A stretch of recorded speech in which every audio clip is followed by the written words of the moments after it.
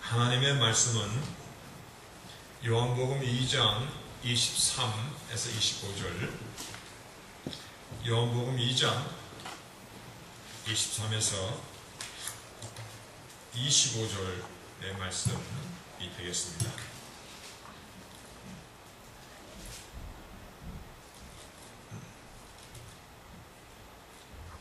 하나님의 말씀 받들어 읽겠습니다.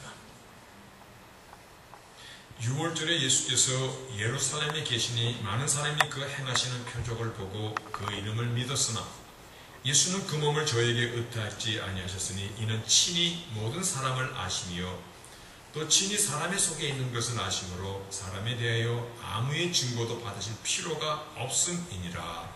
아멘. 앉으시겠습니다.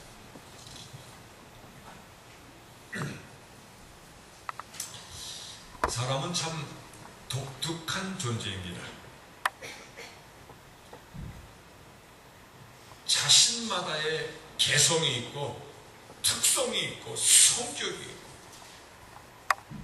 정말 사람은 너무 다양합니다. 너무 다릅니다. 다 다르기 때문에 서로를 좀 잘 알 때까지는 굉장히 긴장하고 조심하게 됩니다. 그다음 어느 정도 시간이 지나면 이제 친해지고 좀 더 속에 있는 말까지 스스럼 없이 나누는 사이가 됩니다. 하지만 그렇다고 해서 벽이, 긴장이 완전히 없어진 것은 아닙니다. 그렇죠? 아무리 친하다 해도, 왜냐하면 언제 어떻게 변할지 서로 모르기 때문에 그렇습니다. 사람은 혼자서는 살 수 없는 그러한 사회적인 존재입니다. 사회적인 존재. 이 말은 무슨 말이냐면 다른 사람이 있기 때문에 내가 있다는 것입니다. 내가 존재하는 것은 다른 사람이 존재하기 때문이라는 것입니다. 그렇기 때문에 세상이 너무 무서워요. 무서우니까 지구를 떠날래요? 떠날 수 없죠. 사람이 무섭다고 사람과의 관계를 절단하고 살아갈 수 없는 이유가 또한 사회적인 존재이기 때문에 그럽니다. 그런데 친한 사이일수록, 가까운 사이일수록 오히려 많은 상처를 또한 주고받게 됩니다. 멀리 있는 사람은 사실 그렇게 아픔이나 상처를 줘도 크게 받지 않는데 가까운 사람입니다. 그래서 사람들이 경험에서 나오는 지혜죠. 친할수록 멀리도 하지 말고 너무 가까이 되지 말라. 그렇게 얘기합니다. 근데 그게 쉽습니까? 사람은 누구나 자신과 특별한 어떠한 관계를, 특별한 어떠한 믿음의 그 관계를 필요로 하고 목말라 하기 때문에 요 정도까지만 내가 너에게 친해져야지, 요 정도까지 거리를 두어야지가 사실 되지 않습니다. 오늘 사람을 한번 이해하고자 합니다. 왜냐하면 내가 사람을 이해하지 못하면 나에 대한 어떤 정체성을 세울 수가 없고 남과의 관계를 아름답게 세워갈 수 없는, 결과적으로 사회적인 존재로서 우리 인생을 남과 더불어 살아가는데 우리가 인간의 존재 자체에 대한 생각을 바르게 갖지 않으면 우리가 살아가는 그 삶이 굉장히 어려워집니다. 허구한 날 왜 이럴까? 왜 나는 잘 안 될까?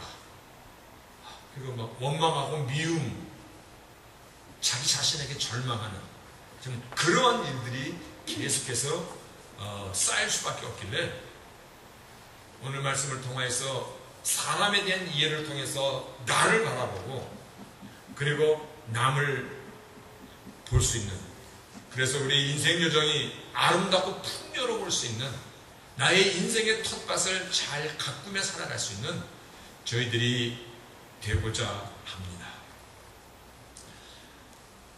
오늘 본문에 보니 예수님의 이름이 이제 많이 알려지기 시작했습니다. 그런데 많은 사람이 그 행하시는 표적을 보고 그의 이름을 믿었더라. 그의 이름을 믿기 시작하였더라. 그러나 주께서 그들이 행하시는 기적을 보고 주님 앞에 나오고 그의 이름을 믿기 시작하였지만, 그러나 주님께서는 그들을 사람을 믿지 아니하셨다. 아니, 믿을 수 없는 그 무엇이 사람 속에 있기 때문에, 그래서 주님께서 사람을 오히려 믿지 아니하셨다. 근데 말씀에 이렇게 나와요. 프로젝트 한번 띄워보겠어요? 왜냐하면 주님께서 아시더라는 것입니다. He knew all men. 그가 사람이라는 이 존재를 아시더라. 또 같은 말씀을 He knew what was in a man. 사람 속에 무엇이 있는지, 이 심령과 생각 속에 어떤 것들이 있는 것이 사람의 존재인지 주께서 아시기 때문에 사람들이 주 앞에 나와 주님을 믿기 시작하였어도 주께서 그들을 온전히 인트러스트, 신뢰하지 아니하시고 사람의 어떠한 증거를 기대하지 아니하시더라는 것입니다. 오늘 많은 사람들이 주께서 행하시는 표적을 봤습니다. 영어 성경에 보면 miraculous sign, 기적적인 사인, miraculous sign. miracle 그러면 기적이라는 얘기잖아요. miraculous sign, 기적적인 그러한 많은 이 표식들을 보았더라. 다시 얘기해서 병자를 고치고 태어나면서 소경인 자의 눈을 뜨게 하시고 물을 포도주로 바꾸시고 물 위를 걸으시고 물고기 2마리와 떡 5덩이로 5,000명을 먹이시고, 이거 다 miraculous sign, 기적의 일들이잖아요. 이런 것들을 보고 사람들이 주를 믿기 시작하였더라. 그런데 우리가 먼저 알아야 됩니다. 주께서 이 땅에 오신 것은 자신을 드러내고 자신을 믿게 하시고자 하시기 위해서 이 땅에 오셨는데, 그 믿게 하시기 위해서 많은 기적의 일들을 행하셨지만 이 일들을 통해서 자신을 드러내고 자신을 아는 것을 하나님, 예수님 자신께서 경계하셨다는 그 의미를 한번 생각해 볼 때, 기적의 많은 사건들은 예수님이 누구인가를 드러내기 위한 하나의 도구, 방법이었다는 것입니다. 다시 말하여 복음의 본질은 아니다라는 것을 여러분이 먼저 잘 생각하셔야 됩니다. 만약에 복음의 본질이 이러한 기적이나 이러한 사건이라면 복음에는 다른 이방 종교 우상신들도 병이 낫고 이상한 그 기적이 일어나는 거 얼마든지 했거든요.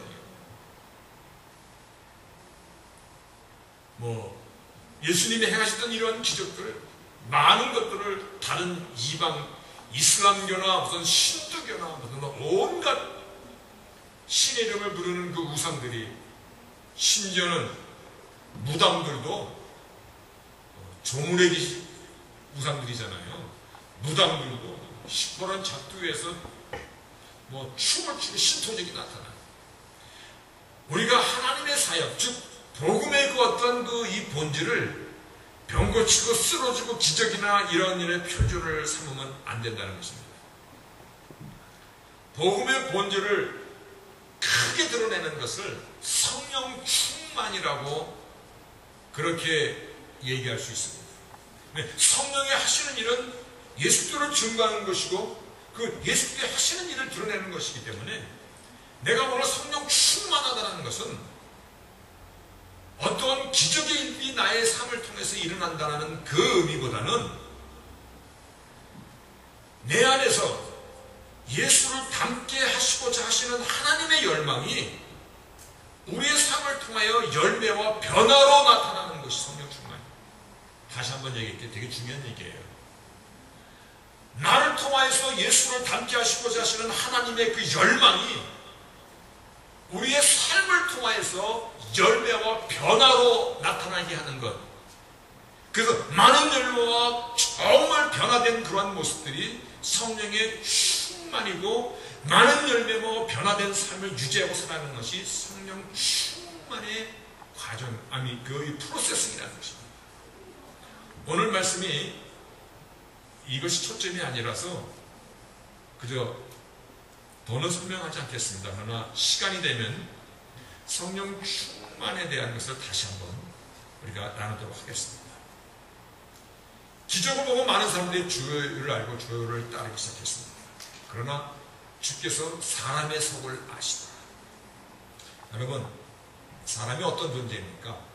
아니, 그렇게 생각하지 말고 내가 어떤 존재입니까? 나는 누구입니까? 내가 누구냐는 이 정의를 바르게 갖지 않으면 항상 원망이 되고 항상 탓을 하게 됩니다. 그리고 아프고 슬프고 기쁘지 않고 오히려 사람이 두렵고 스스로 내가 패시적이 됩니다. 자신이 누구인지 모르는데 남과의 어떻게 원만한 관계를 잘 유지해 갈 수 있어요. 사람이 가장 양심적이고 윤리적이고 도덕적이고 이성적인 존재이면서도 듣기만 해도 오한이 끼치는 그러한 일들을 늘 범하고 사는 존재가 사단입니다. 배반하는 것? 여러분, 소가 주인을 배반했다는 말 들어보셨습니까? 저 개나 저 돼지는 타락한 돼지야. 아니요. 저 돼지는 주인에게 사기친 돼지야. 그런 말 없습니다. 배반, 거짓, 속임, 거만, 욕심, 이기심, 타락, 술수, 모함, 거짓말, 간교, 남에게 해롭게 치는 마음, 이거 다 사람에게만 적용되는 그러한 용어들이잖아요. 어두운 길을 가다가 제일 무서운 것이 사람 만나는 것이 제일 무섭다는 것입니다. 왜냐하면 저 사람이 어떤 사람인지 모르기 때문에 사람이 가장 무서운 존재라는 것입니다. 가장 믿을 수 없는 존재라는 것입니다. 차라리 동물은 주인에게 뒤에서 칼을 꽂는 적이 없어요. 근데 사람이 그렇습니다. 사람이 때로는 눈물을 흘리면서 막 진심인 것처럼 얘기해도 그 속에 진심이 아닐 수 있는 눈물마저도 위장의 눈물일 수 있는 것이 사람입니다. 피조물 가운데서 가장 무서운 존재이면서도 타락한 존재.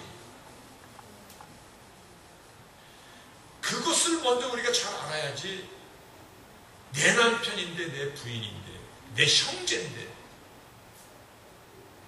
형제와 내 남편이고 부인이기에 앞서서 사람의 존재를 좌우하는 죄의 노예라는 이 사실을 먼저 기억하셔야 됩니다.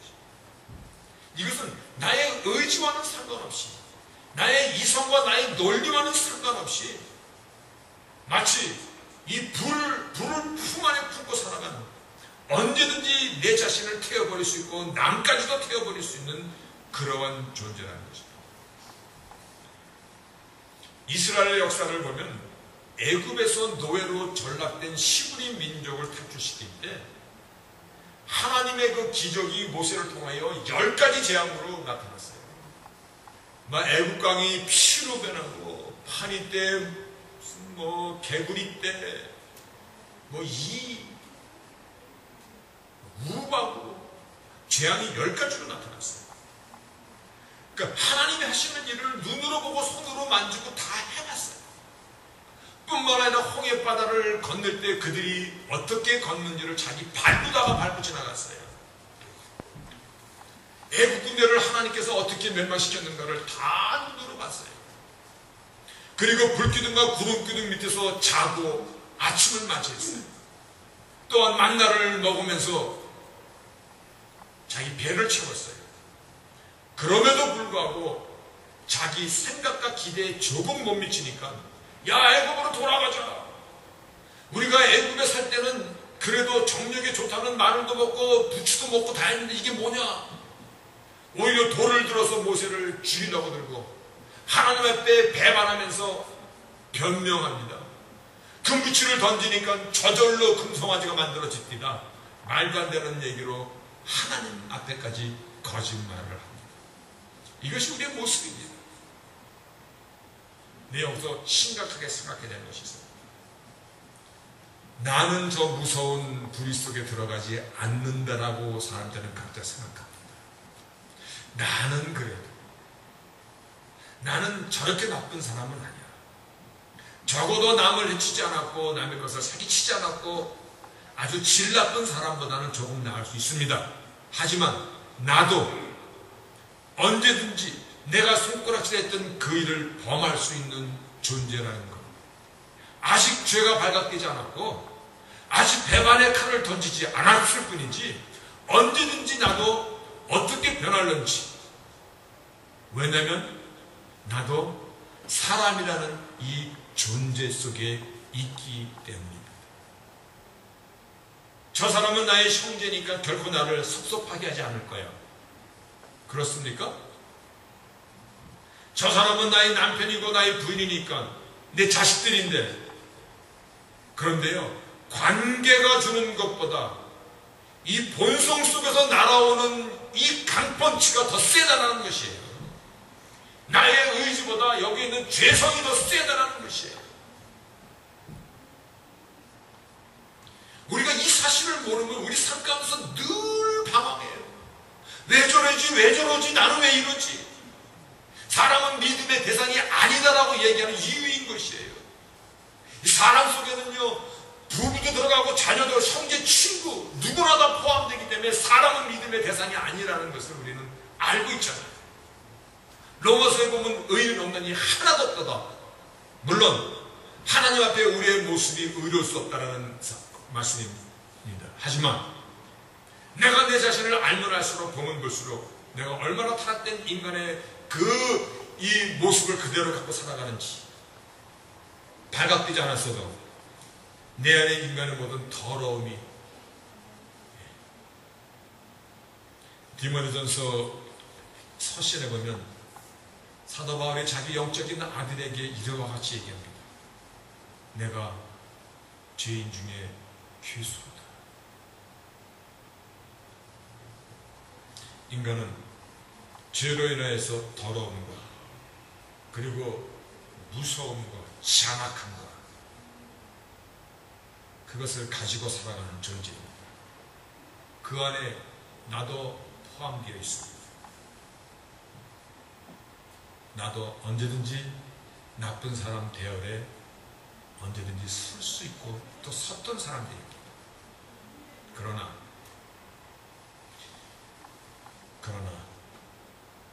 우리가 붙잡아야 될 내용입니다.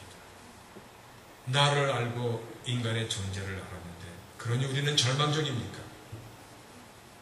여기에 하나님의 은혜가 우리에게 해처럼 강력한 빛으로 어둠을 물리치고 우리에게 다가오신 것입니다. 나의 죄값을 갚아주셨다는 것은요, 내 속에는 나의 죄성을 무너뜨려 주신다는 것입니다. 그는 나를 구원의 관전에 서게 하셨다는 것은요, 이제 더 이상 죄의 노예가 아니라 의의 노예, 하나님의 그 영광에 우리가 붙잡혀 살아가는 자로 바뀌어진다는 것이에요.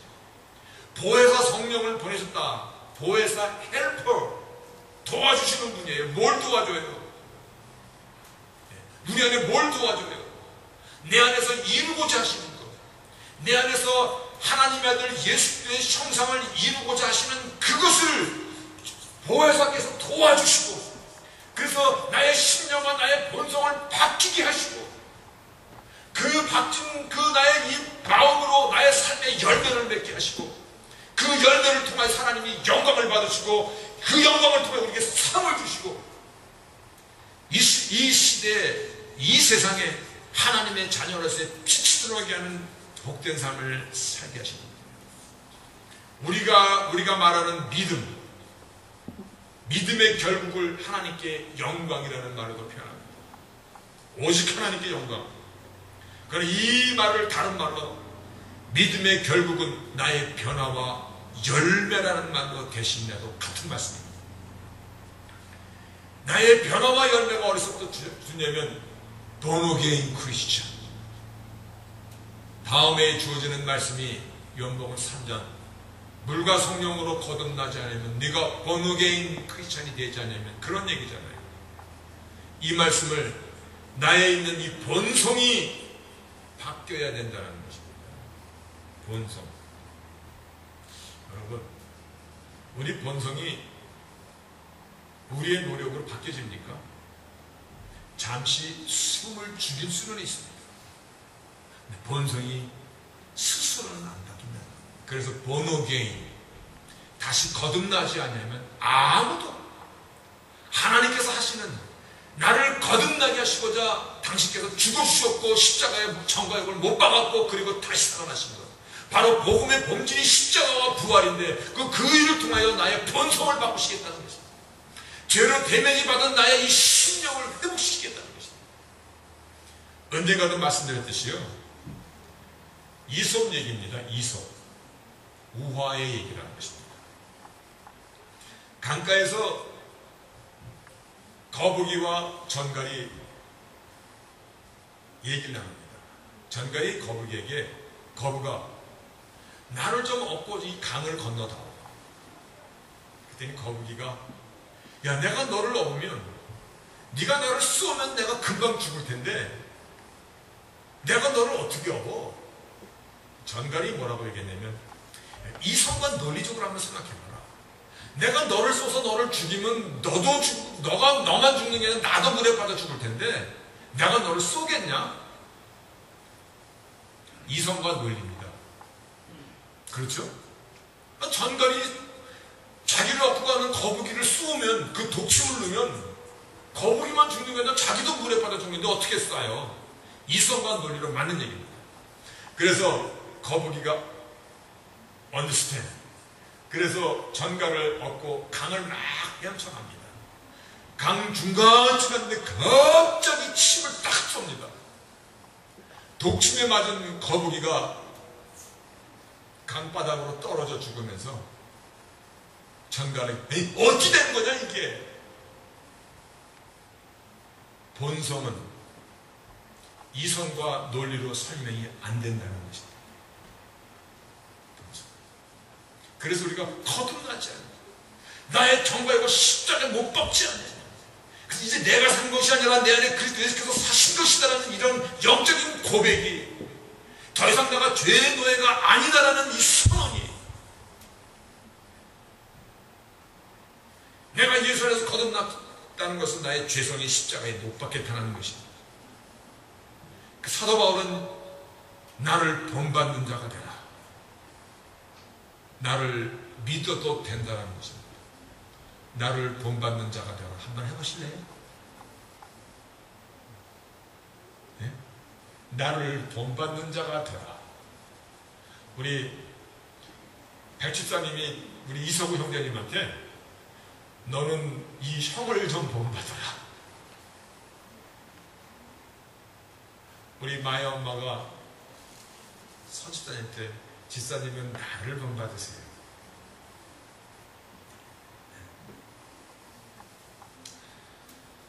여러분, 세상 그 어느 누구도 믿을 수 없지만, 그러나 내가 예수의 사람이라는 이 대명사를 안고 살기 때문에 이제 나를 본받아라, 믿을 수 있는 사람, 본성 이 자체가 하나님의 거룩한 영으로 눌려서 내 안에서 일하지 못하는 그러한 사람으로 우리가 살아가는 것입니다. 예수께서 나를 위하여 죽으셨고 지금도 나를 위하여 중보하시고 지금 이 시간은 내 안에서 보혜사께서 일하시고 계시기 때문입니다.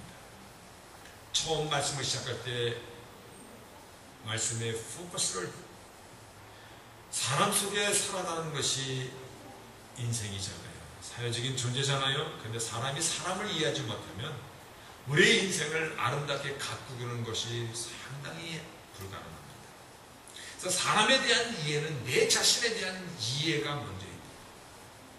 그래야 남에 대해서 알 수 있는, 비로소 영안이 열릴 수 있는 것입니다. 그래야 아름다운 인생을 빌드업해 나갈 수가 있어요. 내가 얼마나 무서운 존재인가를 알아야, 내가 얼마나 비참한 존재인가를 알아야 남에 대해서 포용할 수 있는 그 여백이 생기는 겁니다.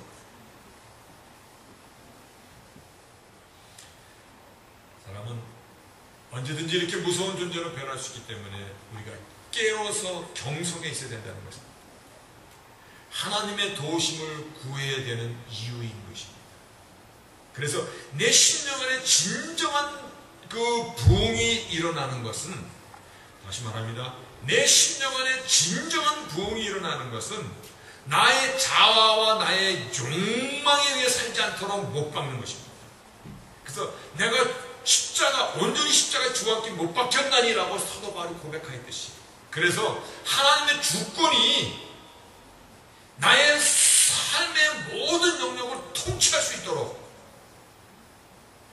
요만큼만 하나님의 주권이 일하는 것이 아니라 나의 삶의 모든 영역에서 하나님의 주권이 보혜사 성령께서 주장할 수 있도록 성령 충만을 유지하는 것이 우리가 힘써야 될 것입니다. 성령 충만이 보혜사가 나를 완전히 장악하고 당신의 뜻대로 나를 이끌어가는 것. 그래서 변화와 열매라는 말을 아까도 썼고 다시 한번 씁니다.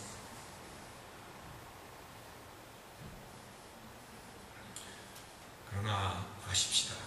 사람은 믿음의 대상이 아닙니다. 그것은 괴롭습니다만 남편도 그렇고 부인도 그렇고 사람의 캐다고리 안에 있기 때문에 그렇습니다. 언제든지 여기서 화라산 같은 그런 죄성을 갖고 있기 때문에 그렇습니다. 내가 자칫 방심하면 못 박혔던 정력과 자아가 또 뚫고 나와서 자기 실력 발휘를 하려고 합니다. 만약에 예전에는 내가 참 너그러웠었는데 요즘에는 왠지 신경질적이야. 누가 하나 걸리기만 해라. 넌 오늘 나한테 죽었다라는 이상하게 그런 마음, 짜증나고 긍정적인 마음보다는 부정적인 생각이 들고 우울한 마음이 들어오고 의욕도 없고. 왜 그런 겁니까? 누가 주장하는 것입니까? 이 안에 있는 죄성이 또 나를 야금야금 잡아먹고 있는 것입니다. 성령 충만을 유지 못하는 것임을 우리가 아셔야 됩니다.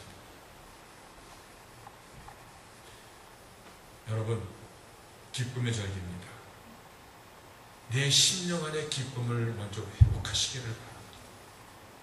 그리고 우리는 착한 사람, 선한 사람, 아름다운 것을 사랑하는 사람, 이에 걸맞게 열매를 맺고 살아야 되는 자들입니다. 이 기쁨의 절기에 내 심령의 부흥이 회복되시기를 바라겠습니다.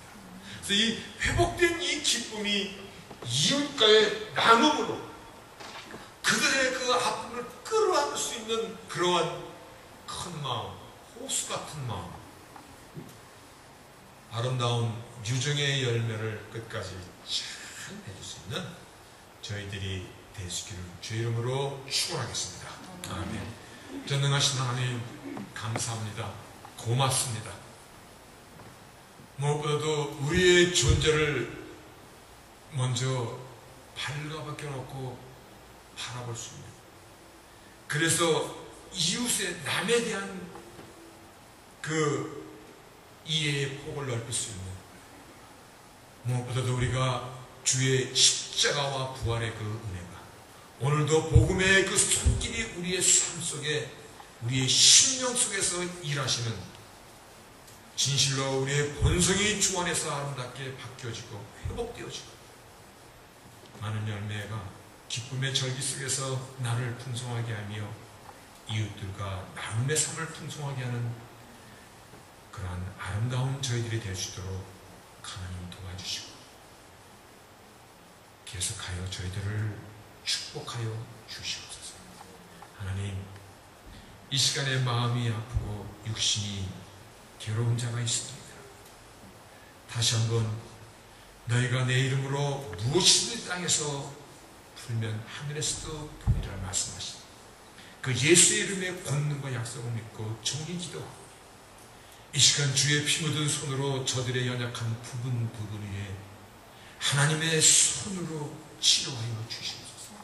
심령의 위로를 주시고 기쁨을 주시고 연약한 육신의 새살이 돋게 하여 주옵시고 어두웠던 마음에 밝은 빛의 기쁨으로 충만하게 하나님의 사람으로 정말 신연의 예수의 그 십자가의 은혜의 그 기쁨을 누리고 살아가는 저희 모두들이 다 되게 하여 주시옵소서. 주께서 예수의 이름의 그 약속을 기억하시고 응답하여 주신 것을 믿사오며 예수님의 이름으로 기도합니다.